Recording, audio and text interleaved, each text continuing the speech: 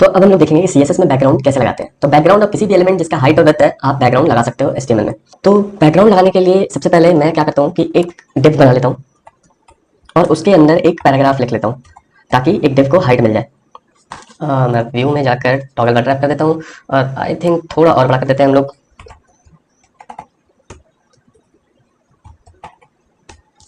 थोड़ा सा पैराग्राफ हमने और बड़ा कर दिया है। तो अभी हमने क्या किया है कि एक डिव लिया है, उसके अंदर एक पी टैग लिया है और उसमें एक पैराग्राफ लिख दिया है 1000 वर्ड का। ठीक है, अब इसको अगर आप आउटपुट करके देखोगे तो ये कुछ इस तरीके से आ रहा है। अब मैं चाहता हूँ कि इस डिव में एक बैकग्राउंड लगाया जाए।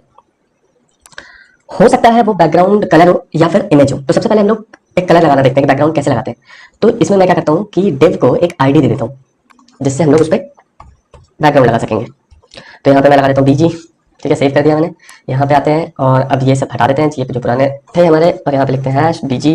और अब बैकग्राउंड कलर लगाने सीखते हैं सबसे पहले हम लोग। तो बैकग्राउंड कलर लगाने में हम लोग क्या टाइप करेंगे, बैकग्राउंड कलर।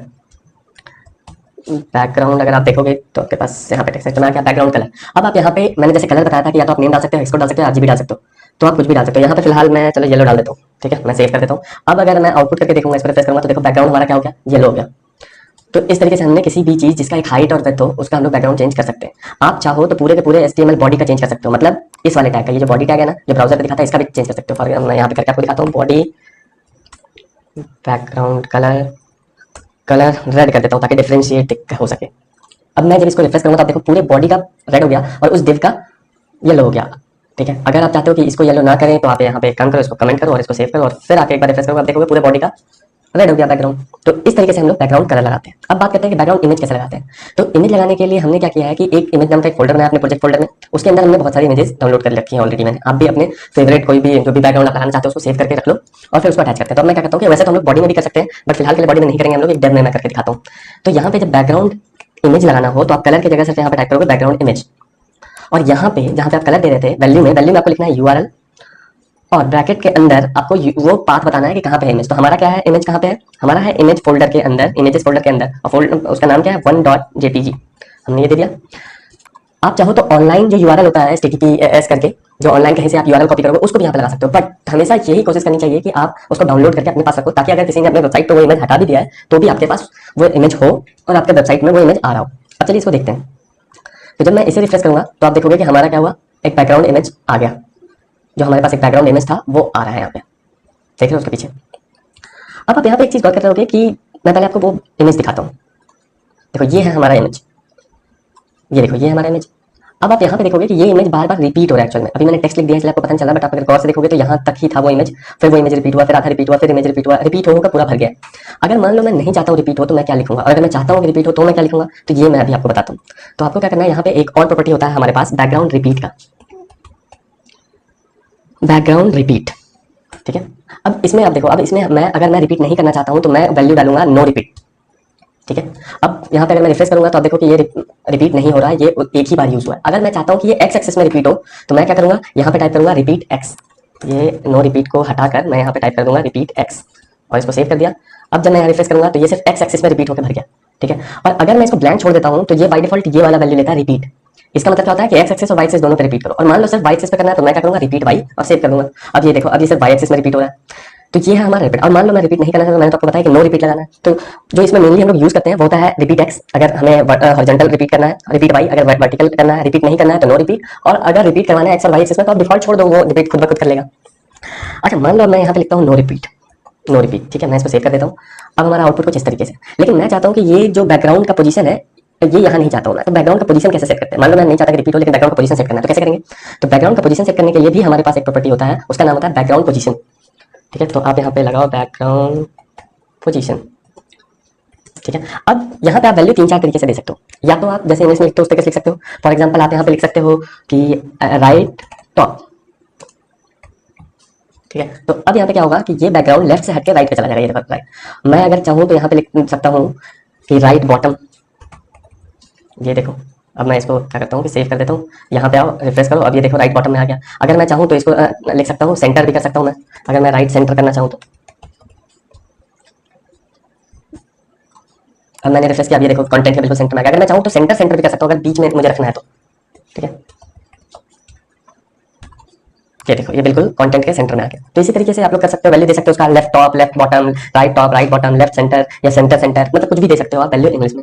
और दूसरा तरीका ये होता है कि आप यहाँ पे क्या करो कि जो बैकग्राउंड का पोजीशन है वो दे सकते हो पिक्सल में, कि कहाँ पे क्या होना चाहिए। ठीक है, तो मान लो कि मैं एक्स पोजीशन और वाई पोजीशन, ये बेसिकली जो देखो जैसे अभी ये सेंटर सेंटर पे दे रहा है, तो आप ये समझो ये एक्स एक्सिस बोर्ड बता रहे हो आप, ये वाई एक्सिस बता रहे हो। जैसे एक्स एक्सिस में बताते हो ना कि लेफ्ट होगा या राइट होगा या सेंटर होगा, और वाई एक्सिस में बताते हो कि टॉप होगा, बॉटम होगा या सेंटर होगा। उसी तरीके से आप यहाँ पे पिक्सल में भी दे सकते हो। मान लो आप देना चाहते हो कि एक्स एक्सिस का 50 पिक्सल और वाई एक्सिस का 100 पिक्सल। मैं इसको सेव करता हूँ। अब आप यहाँ पे रिफ्रेश करोगे तो आप देखो एक्स एक्सिस का इसने 50 पिक्सल लिया और वाई एक्सिस का 100 पिक्सल, और यहाँ पे बैकग्राउंड इमेज लगा दिया। सेम इसी चीज को परसेंटेज में भी दिया जा सकता है। मान लो मैं यहाँ पे देता हूँ 10% और यहाँ का देता हूँ 5%। तो वो जो कंटेनर है, जो इसका विड्थ है, उसका वो परसेंटेज कैलकुलेट करके उसको असाइन करेगा। अब मैं जब इसको रिफ्रेश करूंगा तो आप ये देखो ऐसा आ गया, यहीं पे आ गया। तो ये एक्चुअल में क्या कर रहा है, उसका परसेंटेज जो भी कंटेनर है जिसका हम लोग बैकग्राउंड इमेज लगा रहे हैं, उसका हाइट और विड्थ के हिसाब से वो पिक्सल कैलकुलेट करेगा जब आप परसेंटेज में देते हो तो। अब यहाँ पे बैकग्राउंड पोजीशन हम लोग लगाना सीखे। अब बात आता है कि मान लो कि मैं एक काम करता हूँ, बैकग्राउंड साइज की बात करते हैं। मान लो कि ये इमेज तो छोटा था और मैं रिपीट भी नहीं करवाना चाहता, बट मैं चाहता हूँ कि इसका साइज थोड़ा बड़ा हो। ये आधे कंटेंट में आ रहा है, रिपीट करूंगा तो पैटर्न आ जाएगा, वो मुझे नहीं चाहिए। तो हम लोग क्या करते हैं, यहाँ पे बैकग्राउंड साइज लगाते हैं। तो बैकग्राउंड साइज भी आप खुद से तय कर सकते हो, और वो भी आप क्या कर सकते हो, या तो पिक्सल में डाल सकते हो या परसेंटेज में डाल सकते हो। पर मैं अभी फिलहाल आपको इस पिक्सल में दिखाता हूँ। अभी देखो, अभी इसका जो पिक्सल है वो है 480 इंटू 260 इस इमेज का। ठीक है, अब मैं इसको तो इसलिए ऐसा आ रहा है, अब मैं इसको थोड़ा सा और बड़ा कर देता हूँ। तो मैं क्या करूंगा, यहाँ पे एक हमारे पास बैकग्राउंड साइज की भी प्रॉपर्टी है, तो आप यहाँ पे लिख सकते हो बैकग्राउंड साइज, और यहाँ पे पिक्सल में दे सकते हो। तो एक्स एक्सिस में चाहता हूँ कि 500 पिक्सल हो और वाई एक्सिस चाहता हूँ कि 1000 पिक्सल हो। ठीक है, मैं इसको सेव करता हूँ। 1000 मत करो, इसको 700 कर दो ताकि आपको पता चल सके। अब मैं इसको जब रिफ्रेश करूंगा, देखो बैकग्राउंड साइज कैसे बढ़ गया, 500 पिक्सल बाय 700 हो गया। लेकिन ये स्ट्रेच हुआ है, ये रिपीट नहीं हुआ है। अगर आप देखोगे तो, अगर मैं इसको भी अगर 700 करूँ तो भी देखोगे आप रिपीट नहीं होगा, उसी को ब्राउजर बड़ा करेगा और वहाँ पे लगाकर आपको दिखा देगा। ये देखो बड़ा किया, लगाकर दिखा दिया। आप इसको चाहो तो परसेंटेज में दे सकते हो। मान लो आपको पूरा भरना था तो आप इसको क्या कर सकते हो कि परसेंटेज में भी दे सकते हो। मान लो आप चाहते हो कि हाफ हाफ ही हो तो आप डाल सकते हो 50%। अगर पूरा डालना चाहते हो तो 100% कर सकते हो। तो यहाँ पे आपने लगा दिया 50%। 50%। अब उस जो कंटेनर है जिसका आप बैकग्राउंड लगा रहे हो, उसके हाइट और विड्थ का 50% का बैकग्राउंड बना के दे देगा। ये देखो 50% हाइट लिया, 50% विड्थ लिया। आप यहाँ पे चाहो तो वो 100% भी कर सकते हो। तो क्या करेगा, वो स्ट्रेच करके इमेज को पूरा का पूरा फिल कर देगा। अभी देखो, ये देखो उसने फिल कर दिया 100%। तो इस तरीके से हम लोग बैकग्राउंड साइज लगाते हैं। अब बात करते हैं कि देखो बैकग्राउंड कभी कभी आपको आपने वेबसाइट ऐसा देखा होगा कि बैकग्राउंड स्टिल है और कंटेंट ऊपर नीचे हो रहा है। ठीक है, तो वो कैसे करते हैं, उसके लिए हम लोग डालते हैं बैकग्राउंड अटैचमेंट। हमारे पास एक प्रॉपर्टी होता है बैकग्राउंड अटैचमेंट। बाय डिफॉल्ट इसका वैल्यू होता है स्क्रॉल, मतलब ये साथ साथ स्क्रॉल करेगा। चलिए पहले मैं अभी आपको दिखा देता हूँ। बैकग्राउंड अटैचमेंट लगाया और हमने यहाँ पे उसका जो वैल्यू है वो बाय डिफॉल्ट होता है स्क्रॉल। स्क्रॉल में जैसे अभी वो बिहेव कर रहा है कि जब आप स्क्रॉल करोगे तो बैकग्राउंड भी साथ साथ नीचे आ रहा है, ऊपर जा रहा है। लेकिन फिक्स में क्या होगा कि बैकग्राउंड फिक्स हो जाएगा। तो यहाँ पे मैं आपको फिक्स लगा के दिखाता हूँ। सेव कर दिया, बैकग्राउंड अटैचमेंट फिक्स्ड। अब इससे क्या होगा, मैं जब रिफ्रेश करूंगा तो बैकग्राउंड देखो, बैकग्राउंड नहीं हिल रहा। ये देखो यहाँ पे आपको अगर सर्कल दिख रहा है तो ये सर्कल नहीं ऊपर नीचे होगा, ये यहीं पे रहेगा, बस उसके ऊपर का जो टेक्स्ट है वो हिल रहा है। ठीक है, तो इस तरीके से आप बैकग्राउंड को फिक्स कर सकते हो या स्क्रॉल लेवल बना सकते हो। अब जो हमारे पास बैकग्राउंड फिक्स हो गया, अब इसके अलावा भी हमारे पास बैकग्राउंड साइज में कुछ और प्रॉपर्टीज होते हैं। जैसे जब हमने 100% पर 100% किया तो आप देखोगे कि स्ट्रेच हो गया है इमेज, मतलब थोड़ा सा कभी कभी आप दिखाओगे कि इमेज डिस्टॉर्ट हो जाएगा, मतलब ऐसा लगेगा जैसे पिक्सल अलग अलग हो गया या फट गया है इमेज। तो आप यहाँ पे क्या कर सकते हो कि इसका प्रॉपर्टी सेट करना होता है। 100% ना देकर आप कुछ और प्रॉपर्टी सेट कर सकते हो। जैसे कवर होता है, कंटेंट होता है। ठीक है, तो कवर अगर आप बैकग्राउंड साइज कवर लगाओगे तो आपको 100% देने की जरूरत नहीं है। वो क्या करेगा कि खुद से ब्राउजर, देखो अभी मैं रिफ्रेश करूंगा तो उसने खुद से वो 100% बाय 100% वाला सेट कर लिया। अभी मैंने इसको फिक्स हटा देता हूँ क्योंकि फिक्स की वजह से वो इफेक्ट नहीं दिख रहा आपको। अब जब मैं इसको रिफ्रेश करूंगा, आप देखो इसने क्या किया कि खुद से ही वो मैनेज कर लेता है बैकग्राउंड पूरा का पूरा। जो आपका जो डिव था, कंटेनिंग डिव, उसको पूरा का पूरा भर देगा उस बैकग्राउंड से बिना रिपीट किए हुए। तो आप जब भी ऐसा आपको कुछ करना हो कि पूरा बैकग्राउंड भरना हो तो आप बैकग्राउंड साइज कवर लगा सकते हो। बट इसका एक खराबी ये होता है कि बैकग्राउंड साइज कवर में थोड़ा सा इमेज वो काटता है कहीं ना कहीं से, वो चारों तरफ से हो सकता है काटता है। ठीक है, तब जाके आपको दिखेगा। तो ये तभी लगाना है जब आपका बैकग्राउंड इमेज इंपॉर्टेंट ना हो, क्योंकि वो कटेगा अपने हिसाब से। ठीक है, हर एक ब्राउजर का साइज पे वो डिपेंड करेगा कि क्या दिखेगा क्या नहीं दिखेगा। तो हमेशा ये ऐसी चीजें बैकग्राउंड जो साइज है कवर वो पैटर्न में लगाया जाता है। ठीक है, और दूसरा प्रॉपर्टी होता है हमारे पास कंटेंट। ठीक है, अब कंटेंट में क्या होता है कि वो बैकग्राउंड को रिसाइज इस तरीके से करता है कि हमारा बैकग्राउंड ना कटे और पूरा का पूरा दिखे।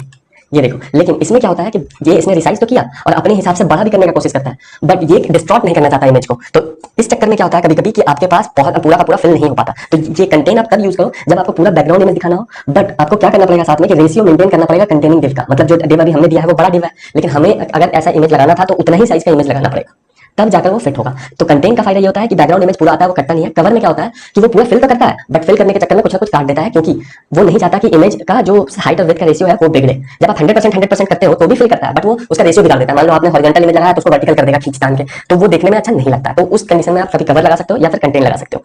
ये थोड़ा सा आपको कंफ्यूजन दिख रहा होगा तो मैं आपको फिर से बता देता हूँ। देखो तीन चीजें आपको समझ में आएगा कि 100% बाय 100% करें तो भी फुल कवर कर लेता है, कवर करें तो भी फुल कवर कर लेता है। अब आप इन तीनों में एक बार फिर से समझो, 100% वाले में क्या होता है कि वो पूरा का पूरा आपका डेप्थ फिल तो करता है या कोई भी एलिमेंट को फिल तो करता है, बट इमेज को हाइट और विड्थ खुद से वो हिला देता है, मतलब कहीं पे खींचा हुआ दिखेगा इमेज आपको, क्योंकि ऑब्वियस बात है आपने हॉरिजॉन्टल इमेज दिया है और बोल रहे हो वर्टिकल डिप में भरो, तो वो खींच देता है वर्टिकली। तो इस तरीके से वो खिंच जाता है। बैकग्राउंड साइज अगर परसेंटेज में 100% हो गया। कवर में क्या करता है कि खिंचता नहीं है इमेज, बट उसको बड़ा करके लगाता है, तो बड़ा करके जब फिल करता है उसको पूरा कवर को, तो कहीं ना कहीं से कट रहा होता है वो एक्चुअल में। तो कवर तब लगाना है आपको जब आप कोई पैटर्न लगा रहे हो और आप नहीं चाहते हो कि इमेज डिस्टॉर्ट हो, इमेज अपना रेशियो मेंटेन करे बट पूरा का पूरा फिल करे, तो कवर लगाओ। सबसे ज्यादा आप कवर यूज करोगे, क्योंकि बैकग्राउंड इमेज में आप मेनली पैटर्न नहीं लगाते हो। कंटेंट तब होता है जब आप चाहते हो कि डिव जो हमारा इमेज है उसमें कोई मैसेज है वो कटे ना, तो आप कंटेंट लगाते हो। लेकिन कंटेंट के साथ ये प्रॉब्लम है, जिस भी डिव या फिर एलिमेंट का बैकग्राउंड इमेज लगा रहे हो उसका साइज और इसका साइज सेम होना चाहिए। साइज से ज्यादा मैटर करता है कि रेशियो सेम होना चाहिए, तब वो ऑटोमेटिक वो उसमें अपने आप को इमेज को ढाल देगा उसके हिसाब से, और ना ही इमेज कटेगा और ना ही वो खींचेगा।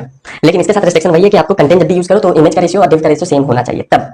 अब इन सब का एक शॉर्टकट भी होता है। अगर आप चाहते हो कि मुझे बैकग्राउंड के सारे प्रॉपर्टी यूज करने हैं बट मुझे इतना 5 लाइन नहीं लिखना, एक ही लाइन में लिखना है, तो आप क्या करते हो कि हमारे पास एक शॉर्ट हैंड भी है या शॉर्टकट भी है, उसमें आप सिर्फ बैकग्राउंड लिखते हो, बैकग्राउंड, और यहाँ पे एक एक करके प्रॉपर्टी देते हो। तो एक एक करके जो प्रॉपर्टी दोगे उसका होगा, पहला होता है कलर, तो वो आप दे सकते हो, मान लो मुझे FFF देना है, तो पहला होता है बैकग्राउंड कलर देते हो। दूसरा आप देते हो बैकग्राउंड इमेज, कोई कॉमा नहीं लगाना, स्पेस देना है, उसी से डिफरेंशिएट होता है।